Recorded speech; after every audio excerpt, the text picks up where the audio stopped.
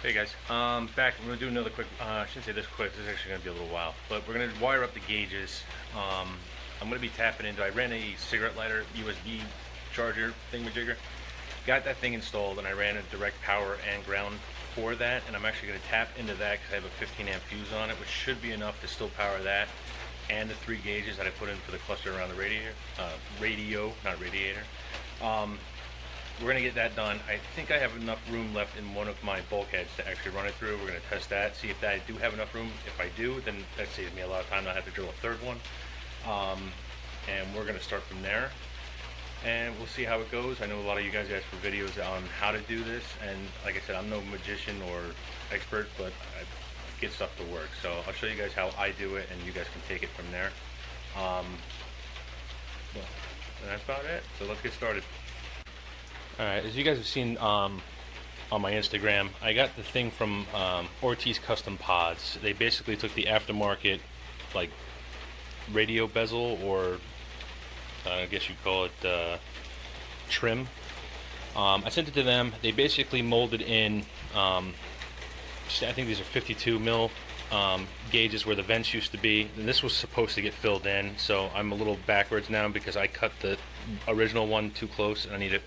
If anybody has the pigtail for the hazard light, or if they have the hazard light with the wiring and the pin and everything else like that, they don't mind selling, let me know. I'll definitely buy it. But basically, I got the Glowshift gauges, and we're going to basically, this is boost. What I get was boost, pyrometer, and then this one should be my oil temp and pressure. It's a dual, so save me a little bit of space.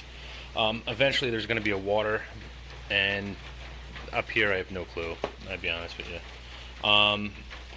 With most gauges, I know these ones I've only because I've wired them up on the pillar before, is the way that Glowshift works is that you're basically going to have your yellow, if I'm not mistaken, is your constant. No, this is your ACAC. So this is when you turn the key on, this needs to be powered up. Red is your always on. And the reason they have the always on is because these are the 10 color digitals. So basically you basically have to make sure power stays on it, so whatever color you do stick with, it automatically goes to that when you turn the car on every time, or in this case, when I flip the switch to actually power them up through the yellow. Orange is going to be your illumination. This one, I think I'm going to tap into the radio harness, and that way every time we turn the headlights on, they actually dim, because I'm blind as a doorknob, or whatever the saying goes. And of course, everybody should know by now is black as your ground. So, like I said before, I got the switch in there, the USB charging already in there with my power and my ground running to it. So I'm basically going to splice into that. The power I'm going to be splicing into for my constant. And then I'm also going to be running that same line to the switch. From the switch, we're going to be running our yellow. So I'm going to be doing it in the car, and we'll see. Hopefully I can get the right angle. I found my pod, so we'll see what we can do. Alright guys, before I forget, if any of you guys are just starting out, what I meant by bulkheads are those. I actually got these off of eBay. They were like $5 a piece, and they're actually pretty good. If you're going through a firewall like this, you got to put at least a grommet or something to make sure that metal is not rubbed against that wire, because you can short and cause a fire. These ones I like the most because inside of them is actually a piece of rubber, and when you screw it in and tighten it down, it actually clamps on all the wires. It keeps them from actually being able to even move. And on top of that, it's not like a regular grommet that leaves the air wide open, so it kind of, I wouldn't say 100%, but it definitely cuts down on engine bay fumes and heat coming into the cab right by your feet, which is not pleasant. So it looks like I should have enough room in my second grommet. I'm going to try to make it work, because I'd rather not have to drill a third one if I don't have to. The other way you guys can install it, which is what I did originally, is there's actually a grommet by the front door.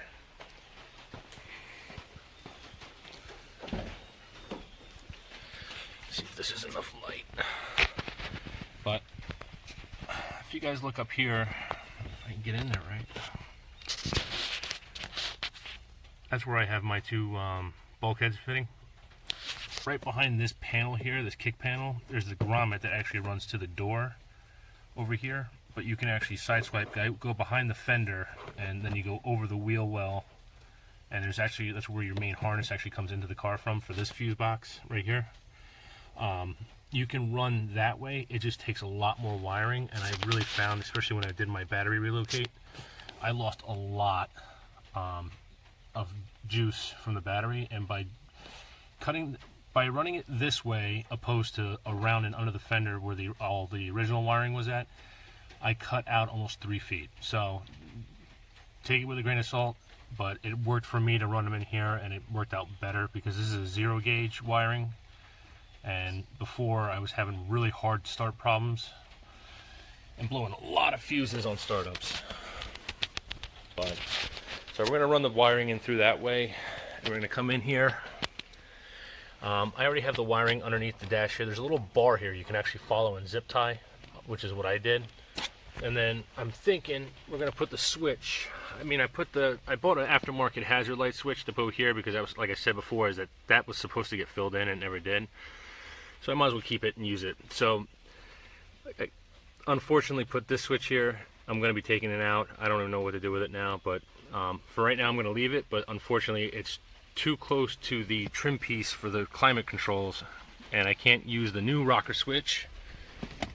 Oh, I can reach it. So this is the actual rocker switch mount. If I can get it out of the package, or if I need to, but it's just a real, like your basic run-of-the-mill tiny little rocker, nice and flush almost. You guys will see a little bit, it's hard to see, but I'm thinking about mounting it right here, probably up here a little bit. 2 reasons. One, the plugs are going to be facing right to where I'm going to be putting everything on. Second off, it just helps with the wiring to keep it over here, and it's a little bit discreet, I guess you'd say. So if you're getting in the car, you're not really going to see it if I have it mounted up here. I know my old Eclipse, I used to have all my switches running right down here. So a little bit of a throwback for me. So, but I'm going to take this panel off. Well, first I got to find out where I'm going to put it, and then I'm going to mount it, drill the hole and get the switch mounted, and we'll go from there. Alright guys, so it looks like this is going to be the actual piece for the trim over the radio, and I think I'm going to have it about right here, so I just want to check. Yeah. So it should be right here is where we're going to put it. That way every time I get in the car, just turn the key on, reach my hand down, snap the switch on, and then we'll power it right up. So if that's going to be the case,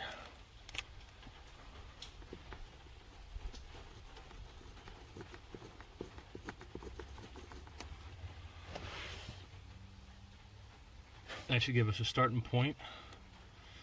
I'm probably not going to take the piece off, only because it's a pain in the rear, and since it's wide open in the back, I got no wiring, no nothing back here. And that should fit fine. I'll check it one last time. About centers. So I'll keep it up nice and tight, maybe a little too tight, might have to move it down, but I know it's not going to interfere with this piece right here. And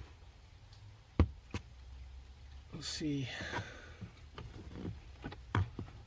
Actually, I think this is all one piece if I remember right. It's been a while since I had this actual console part. But I'm thinking, because I know to take it off, it's just one piece. I think this is all one piece, if I remember correctly. So don't quote me. It's been, like I said, it's been a while since I've had this off. But let me go get my drill, and we'll get this hole made. Alright, so we got it in. The only thing I can recommend is I like having these only because this is the actual like mounting point for that switch I got. So basically you get this in, and then that switch you just push right in, it snaps into place, and it has little latches that you can push and pop it right back out. It cleans it up, so even if you kind of, I guess you say, get a little bit crazy and scratch everything around, this little trim piece will cover everything up that you do. If you guys don't have one, I guess it's called a uni bit or a Christmas tree bit. These are great. All you do is basically step it up until you get right where you need, and just take your time. Take a little bit at a time. You can always take some more, you can't add it back, as the saying always goes. But now that we have this in, I'm going to smack the I'm not going to put the switch in yet. We're going to get everything wired up for the gauges and the radio and get that done, and then run the wires out here for the ground. It'd be the ground, the power, and the switched power that we have to get out here to the switch. we're going to get that out here. That way it's going to be a lot easier just to plug it in, put the terminals on the end, because we're going to be using blade terminals. So once we get those on, run them out here, let it sit, and then that way it'd be a lot easier just to plug it right into the switch and then smash the switch back in the spot, let it snap in, and call it a day. That's going to be next. Alright, so I always leave it in a lot of wiring, and there is a little bit of waste, and the two reasons is this. One, you don't know how far you're going to go, and two, it makes it a lot easier to work away from here, to leave you enough room to actually get your hands in and get done with what you need to get done with before you actually have to slap everything actually into place. I'm going to be tapping into the, and in case you guys didn't know, the orange wire on your radio harness is 99.9% of the time is going to be your illumination. I tied these in when I put the radio in, but a word of advice is if you know you're going to splice it again, you don't want to splice it and then another splice right there. So all I'm going to do is basically cut this back, and I'm basically going to run a butt connector 2 into 1. So, and we're going to take the orange line, and basically it's going to be added in. And to just cut off. Why is my flash not on? Hold on, guys. Oh, it's coming like it's alright.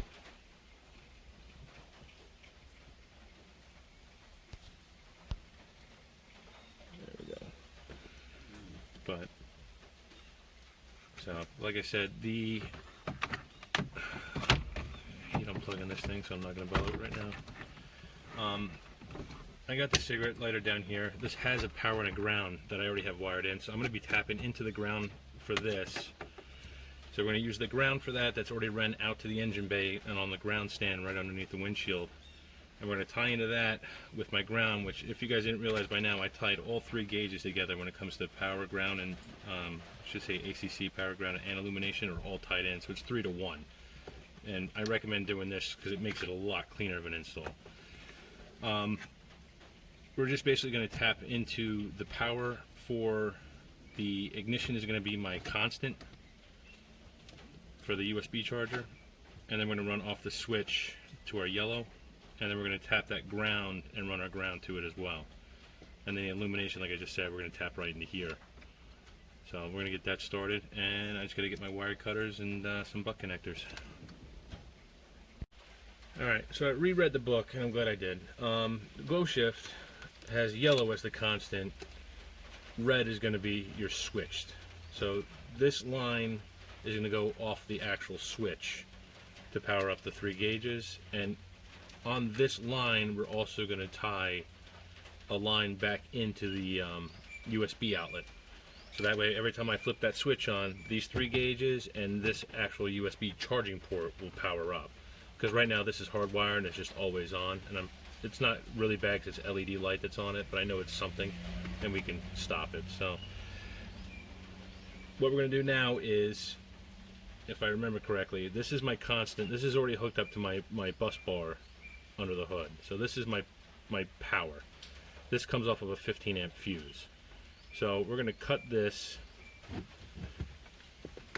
put this one into this on one end of the butt, and then we're probably going to use the extra slack, hook it at the other end, and this is going to be my actual power for the switch. So we're going to do that right now. And I think I need a bigger, yeah, I need a blue butt connector.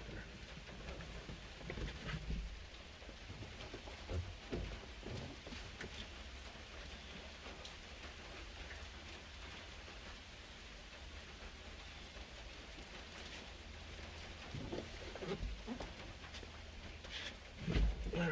I gotta really remember to turn that camera off. So let me do that. Hopefully you guys can see, because like I said, this is just weird lighting in here, and the light on my camera keeps shutting off.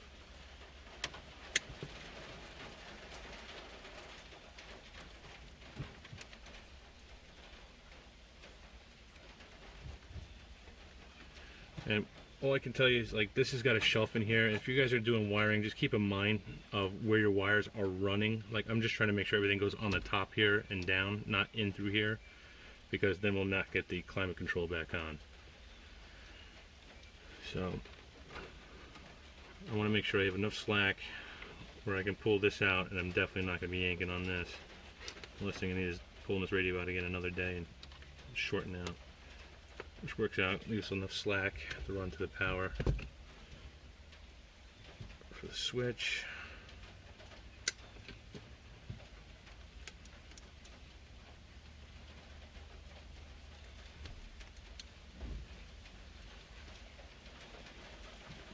One of our blues.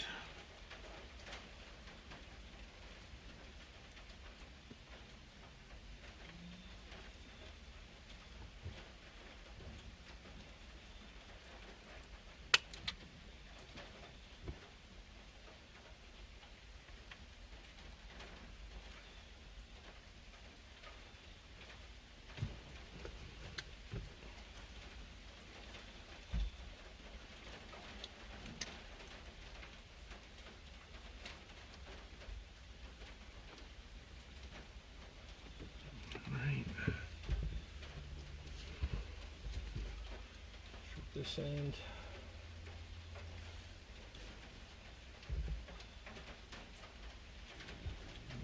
Tail.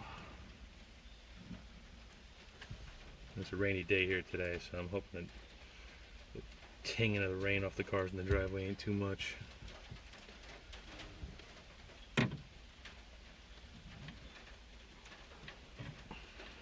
too long.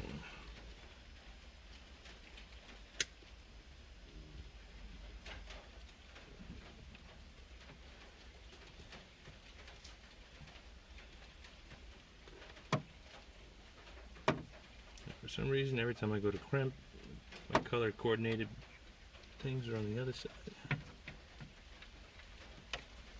And there we go. Now, we can take this, and this is going to be our power to the switch.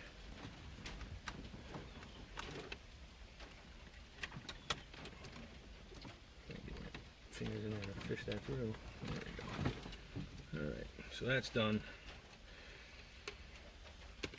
So, and the same thing is going to be, I have to grab some more red wiring because that was the actual plug that I cut off for that. So, since our red is going to be our switched power, and this is just the other end off of what I have here. So we're basically going to cut this right about the same point where I had this at, if I have enough slack. I'm going to tangle it around wires now. So we're going to basically cut this, and this is going to be basically like we did with the yellow wire. We're going to tap this into the switch. The switch is going to split, and then we're both going to have a wire for here going into here, and another wire is going to go into that. So like I said, every time you flip that switch on, it's going to throw power to the 3 gauges. I should say, for my situation, to the 3 gauges and to the USB. So this wire, we're going to have to probably cut it right about, if I leave enough slack there, yeah. So we'll cut it right here. I got to grab some more red wire, and we're going to cut it here. This is going to be the switch off the switch, and then right here we're going to basically split it. So one's going to go to here, and the one I'm going to add is going to go down there. So let me grab some red wire.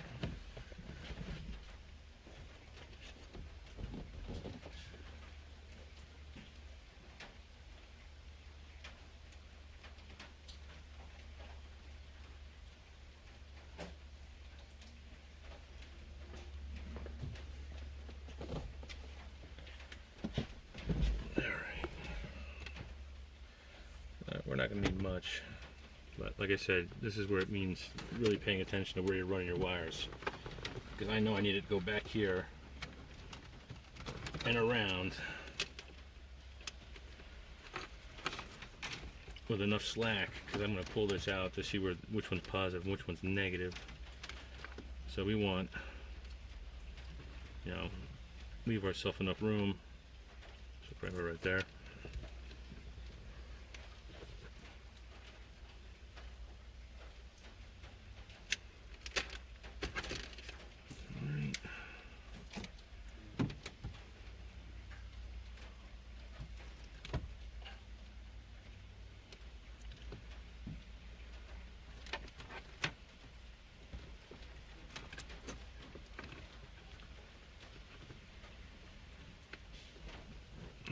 chip that back a little bit once we get this out to plug in and see where we're actually going to be.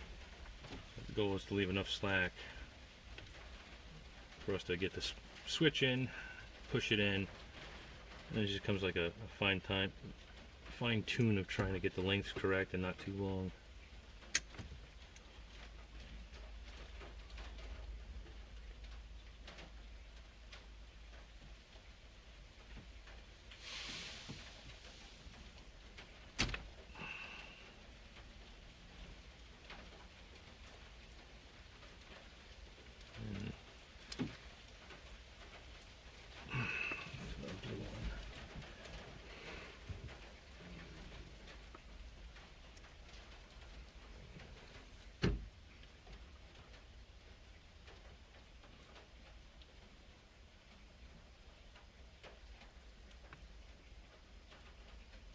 There we go.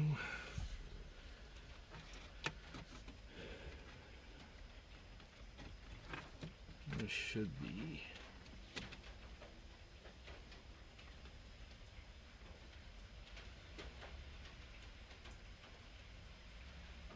Yeah. So this is one end of the switch. Yep. So the switch is going to go to here, and then this side we're going to plug in this one.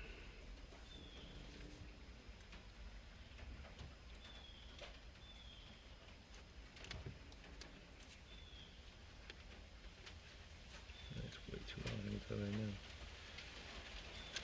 There we go.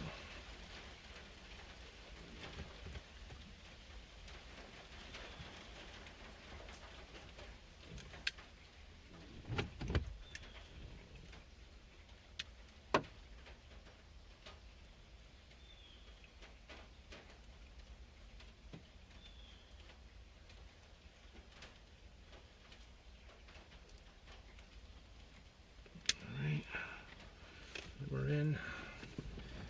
This is going to be the power for down here. Perfect. Alright, so now we have switched power, constant power, and illumination's done. So the only last thing we got to do is the ground.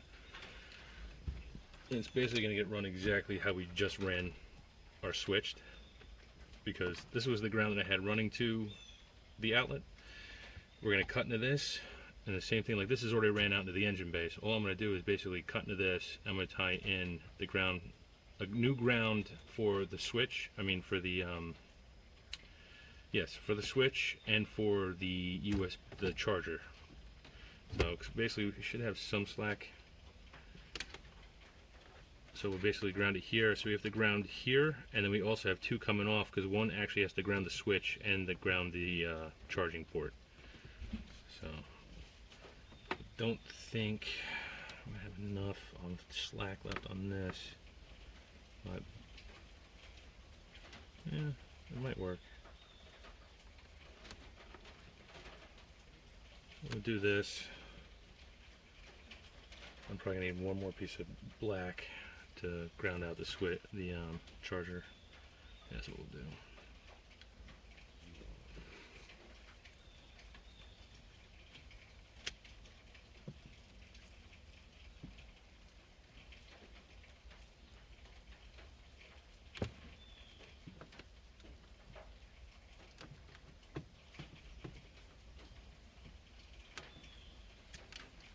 And it was my finger.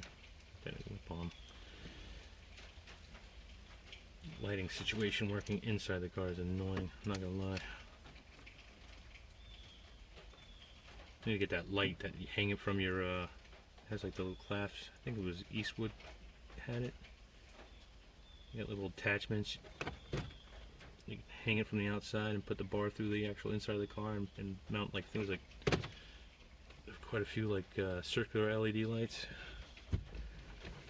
That would make this so much easier.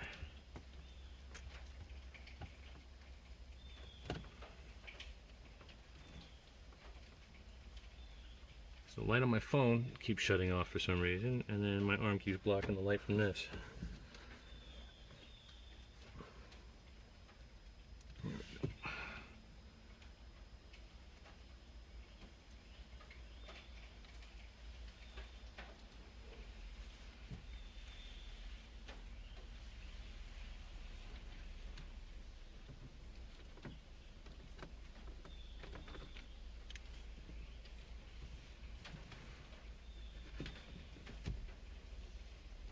So this is going to be up here. So if we back trace it, I should say back feed.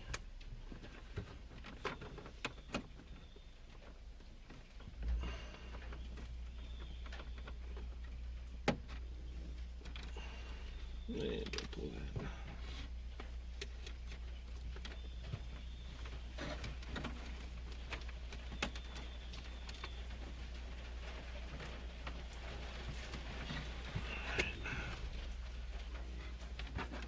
And I think I just completely pulled it right back out.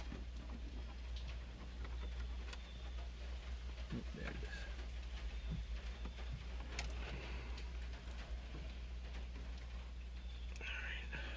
We got enough in there, so I just need one more piece of ground black. I think I have enough, at least I hope. And we'll get the ground run back down around for the, make sure I don't lose that. Have the ground back down there for the USB charging port, and then we'll be ready to hook everything up. Actually, no, I'm gonna run all the sensor wires.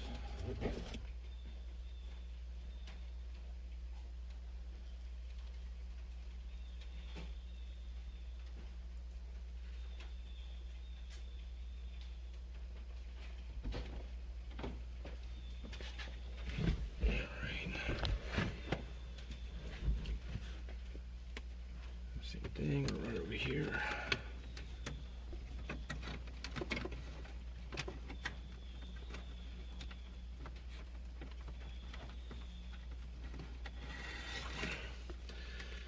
I'm not wiring anything up for a while. I need more 14 gauge wiring. I'm almost out of red and black now. Yeah, that was it. Alright, so since I just pulled the wire out again, I might as well just leave it when I'm done. But so now, like I said before, this is the ground that's already grounded to the vehicle. This is going to be the ground for the gauges, and then we have a ground for the switches got to get grounded, and then the actual charger that I have needs to get grounded as well. So it's basically going to be a 4-way off a butt. So you can use butt connectors. I've seen a lot of installers use automotive grade twist tops, where you basically twist it on and then almost like a household one, but then you actually crimp the top of it to keep it still, or I should say keep it to stay. To each their own. I'm pretty sure I'm losing copper and I'm on the wrong one. Try this one. That's better. Alright. Get these ones together.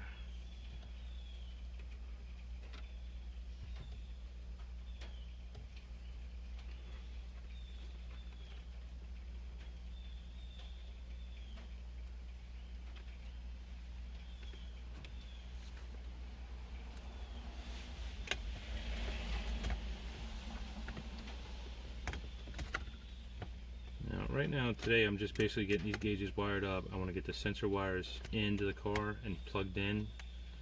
I'm still waiting on the turbo kit, which is what I'm really waiting on to actually hook the sensors all up. One being that the new exhaust manifold, or I should say turbo manifold, is going to have the port, the NPT port on it. Alex from Mr. Bishi's putting it on there, and then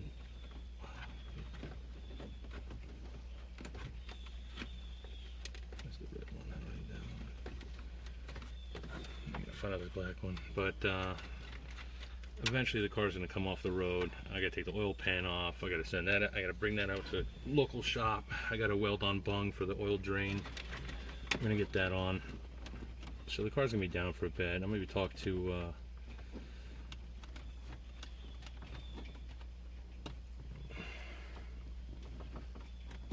one guy over at Boosted Fab about doing center member. So the car might be down for a little bit. I'm gonna take it out this weekend, hopefully get some miles on it, some use, and then as soon as I get the nod from Alex at Mr. Bishi that I'm getting a turbo kit sent my way, and everything's the car's getting put up on jacks, and it's gonna sit there until it's done. I'm not doing the back and forth anymore. This is where we're tied into. We got enough slack for the radio to get plugged in, everything to get plugged in and then pushed in.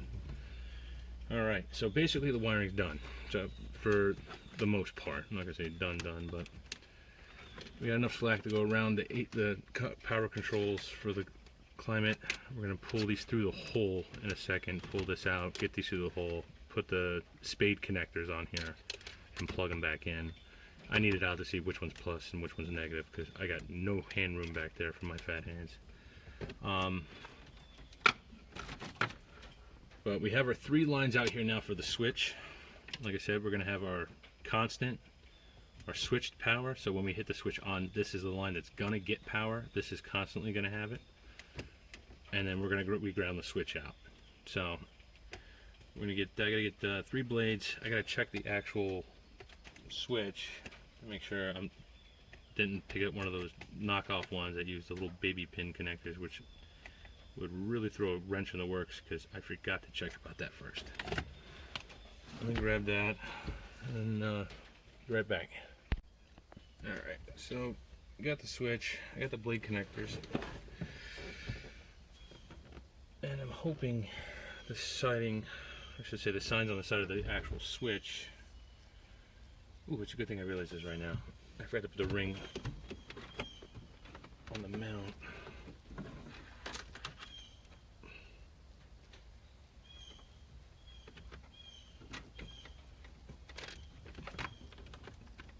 I mean, I got it pretty snug. I doubt this thing will even pop out, but it's nice having that ring on there just to make sure, you know, driving down the road and one bump later and all of a sudden your switch is falling over and hitting you in the leg.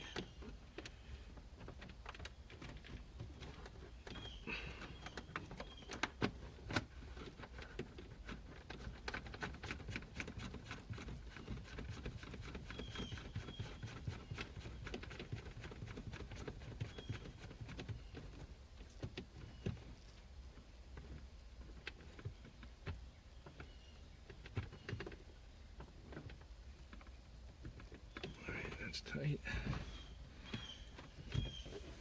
Now we'll get all these cut to length. Don't need that much slack on these. That should be good.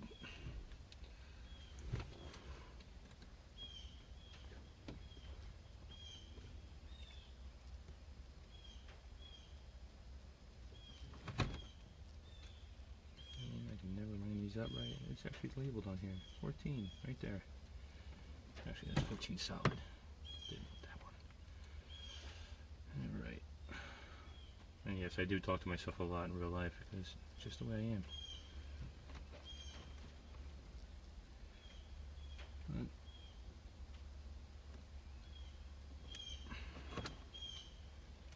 maybe they lied to me. It's supposed to be 14. I thought it was 14, but I guess it's 16.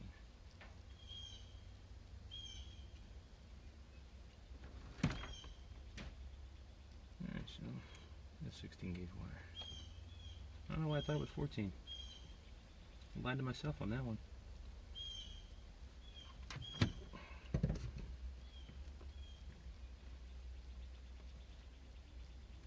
Alright. So the switch does look, I should say luckily because it really should be that way, but uses standard terminals. So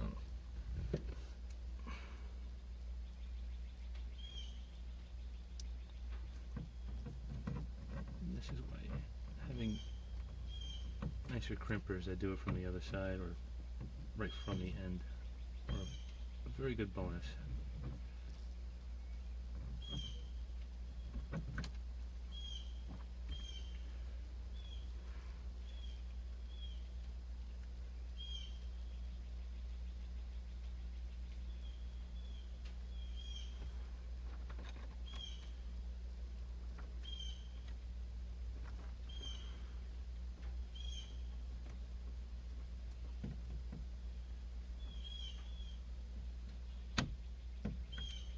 You would do that.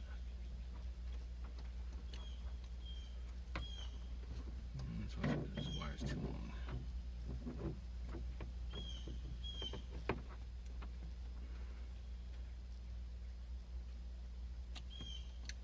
There you go.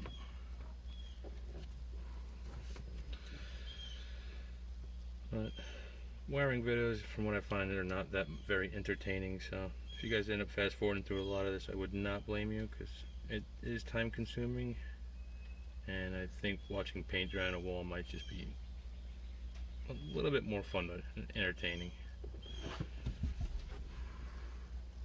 Said, I'll try to edit these videos to a little bit shorter than what it's actually taken me. I felt like it slipped off before it finished.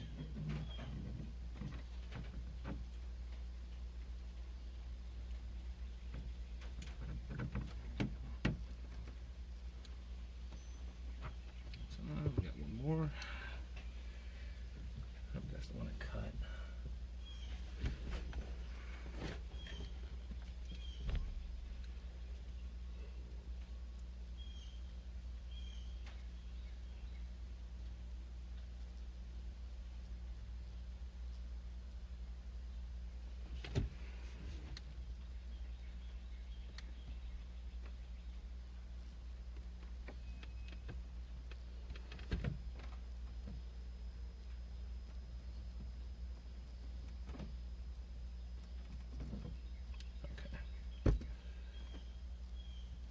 So let me try to pull before you finish. Luckily, I got a bunch of those. All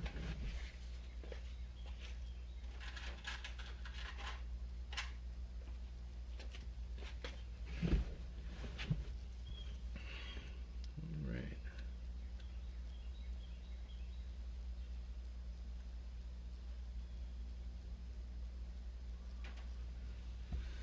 Let's try this again.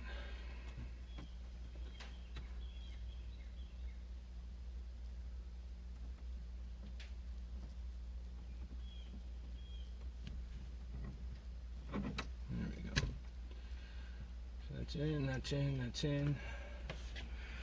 And like I said, we got a regular switch if this wants to focus. There we go. Atypical blue LED light on it. So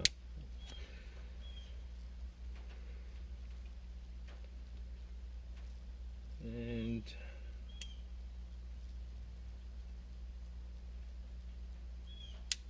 I'm guessing it says plus and then the letter A, and then that fancy symbol that I can never remember because I think it's a different country's origin of a ground mark. So we're going to try it that way and hope for the best. Ground, yellow is our, red is our switched, and yellow is our constant. So theoretically,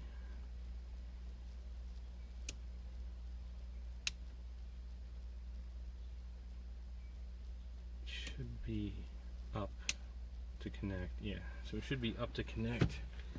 And the only thing I didn't check was which way the actual housing was to make sure that, and I think, yeah, it's got to go in a certain way, I think. There we go.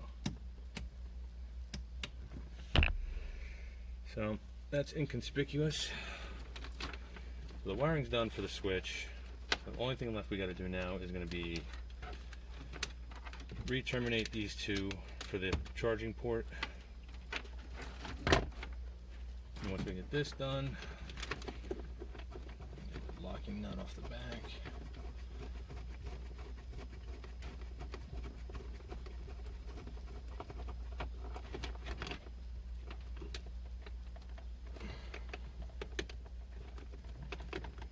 Maybe I did shove that in there.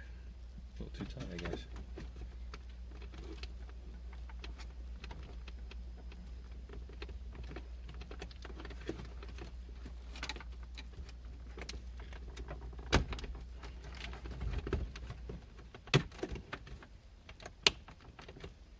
Yeah, that's pretty snug.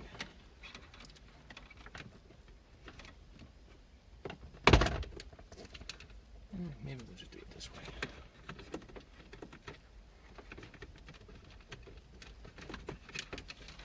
Alright. Don't forget we do need it to go down low enough to get around the climate controls and then back over to this. So we're gonna leave it a little long. Actually, I might actually just leave it right there. So I had just enough. I'm trimming a little bit, but literally had just enough ground wire left.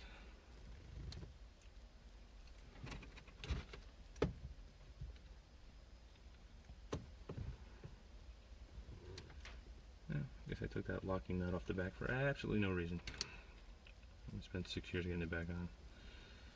Alright, so let's get a couple more spade connectors.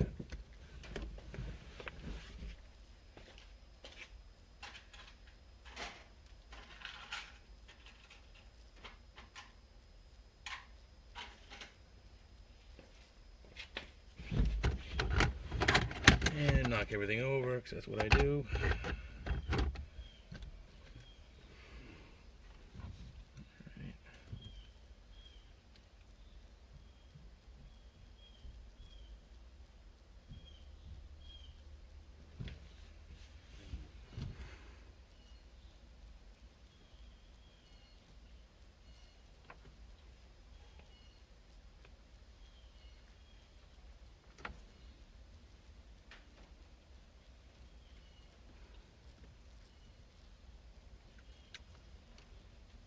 That's on there.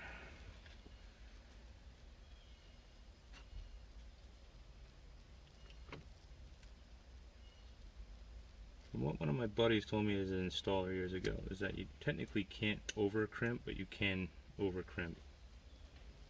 So go until you know you should stop, and then just stop, because otherwise you'll actually break the wire,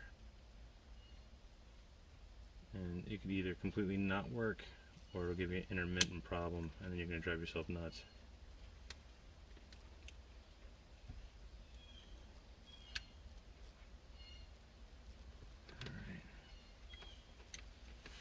Those done.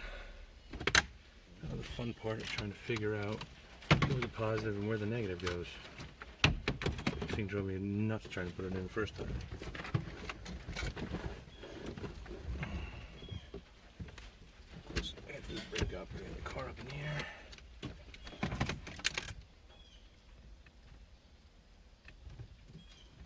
Alright, plus is on this side, negative on that side.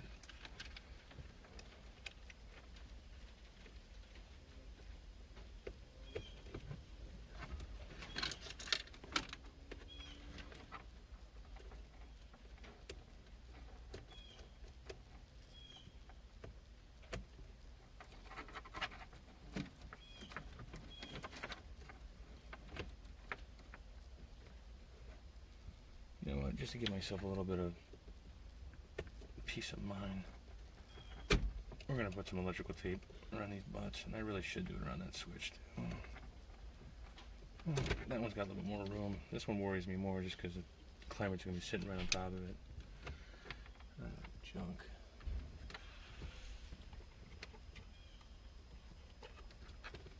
And I might have screwed the pooch. That's going to be close. Shoot. Totally forgot about how this piece sticks out.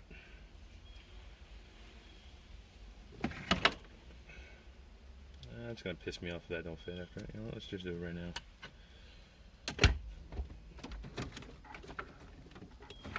Of course you got to drop these in.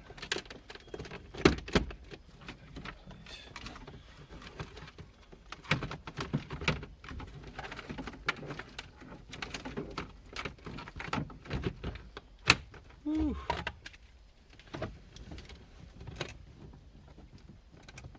I'll take it. It literally has to be right underneath it. It's underneath that shelf. I can't really see it. It does fit though. So we're not redoing this whole thing. It's pretty funny though, right? Another freaking hour-long video after the fact. So we're gold on that. You know what? Maybe I'll just wrap a piece of tape around that. So the only reason I don't like these butt connectors, or the spade connectors, especially this style, is that the blade's wide open. So if I got a constant on this and anything taps this whole actual blade, it could technically ground out. It's the only reason I'm not a big fan of these. But let me grab some tape. We'll wrap some tape around that just to give me peace of mind. You guys should see how I do my house wiring, man. I got to put a roll on each outlet.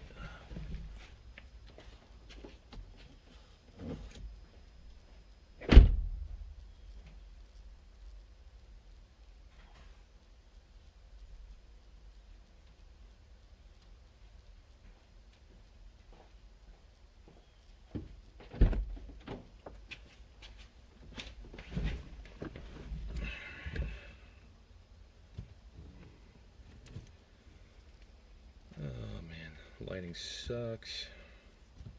Piece.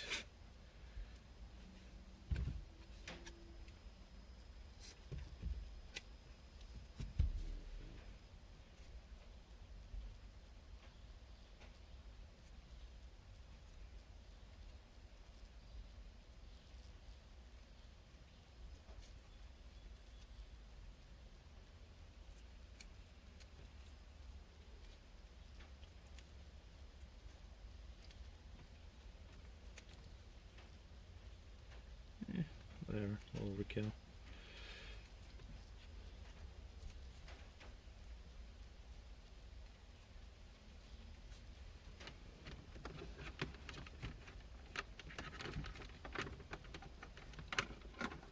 That took some magic.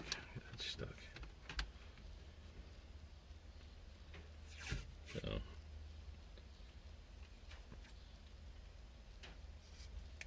But if anybody is watching this that's a little new to working on cars or still a novice, which, I mean, I still consider myself a novice,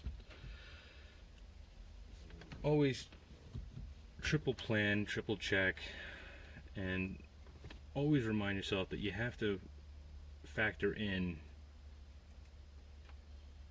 what's going to be happening around the part that you're putting in. So when you're going in the engine bay, you got to really take into consideration that things are going to be moving around, whether it's a little bit or a lot. You know, so you don't want to get anything in a spot where it could be pinched. Perfect example is some people like to put wires where they fit, and the downfall is sometimes where they fit is only a quarter of an inch, and that's how much your engine's probably going to move if you slam on the gas really hard. So just take that into consideration.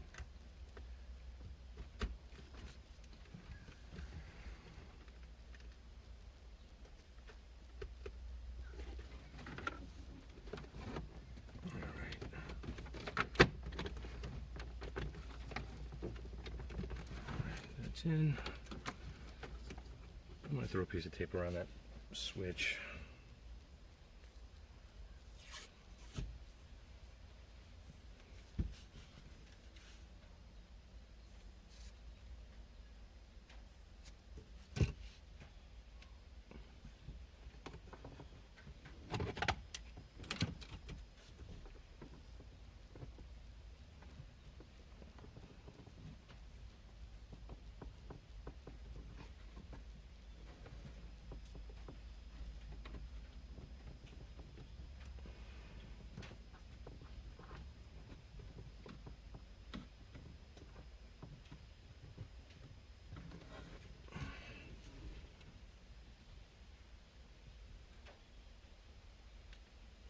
That's good. Because of the actual sleeve that the switch sits in, the actual plugs are somewhat recessed into the actual mount. Hopefully I don't go too crazy with that. But now that that's done, let me straighten this up a little bit. I'll finish covering these wires up.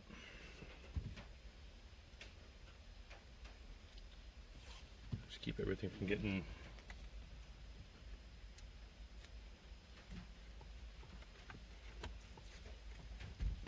tangled and mixed into other things, and if you ever need to pull it out, it just makes it easier in the future. That, you know, this whole run is in one place and it belongs to just the gauges in this sense.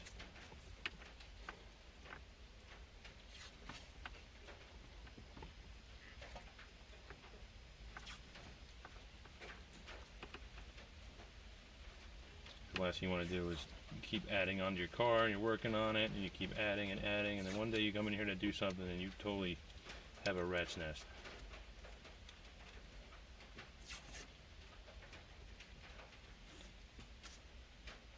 And the one thing about these cars, I can tell you from just playing around with it,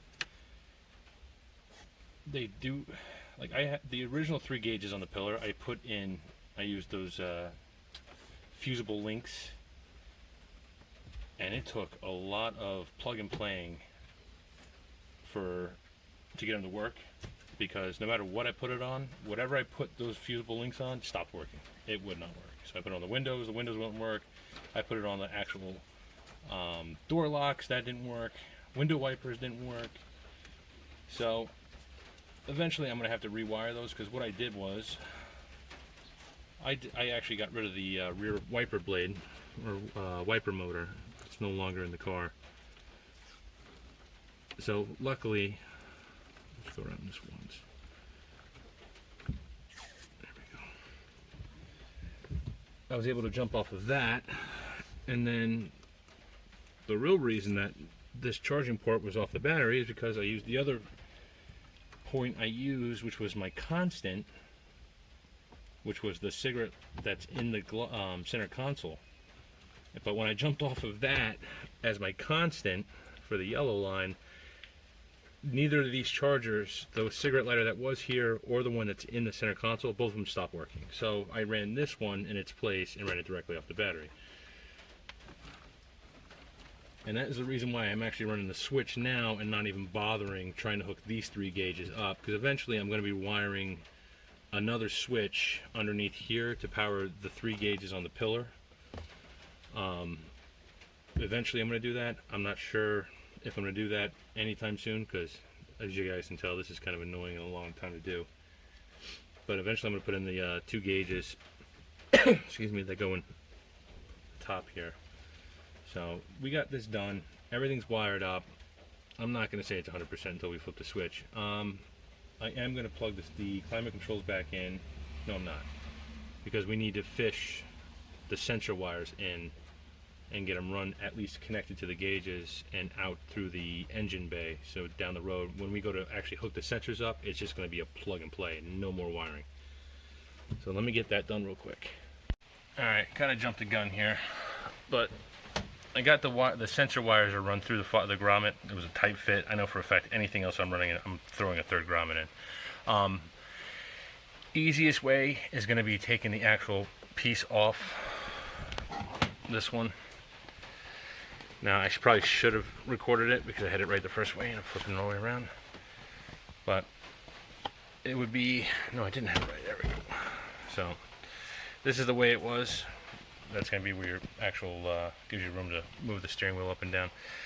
But the switches that are here, you actually have to get this off a little bit and then push them out, turn the panel to its side and push it back through to get it to actually hang right there. You're going to have 3 screws, 1, 2, and 3. You usually, if you didn't do what I did, I completely disconnected the whole hood latch, which is where that used to be. That's gone. So you would also have to take that off to take this piece out. Or you'd be able to take it off. I should take that back. You would be able to take it off, but then you'd have to lay it straight down. You wouldn't be able to actually just take it out without removing your hood latch. And this is just your access panel for the fuse box. But my big thing is if you run them like I did, just take this off. It's going to give you a whole lot more room to see what's going on. And basically, I got all the sensor wires run in here. And what we're going to do is basically follow it down. As you can see, I got a couple zip ties right here. I'm going to cut these off. We're going to follow that run from here to the back of this bar, and we're going to follow this piece of plastic and zip tie these back on, because it runs and there's an opening right here. You run your wires right in. Easy peasy. So once we get those in, get it cleaned up, bring them right back out. We'll plug in, leave ourselves enough room at least to get plugged into the back of the gauges. And once we get that done, we'll throw everything back in, clean this all up, re-put this back on. I got to take those sensor wires and wind them up and clean them up so they're going to sit in the engine bay for a little bit.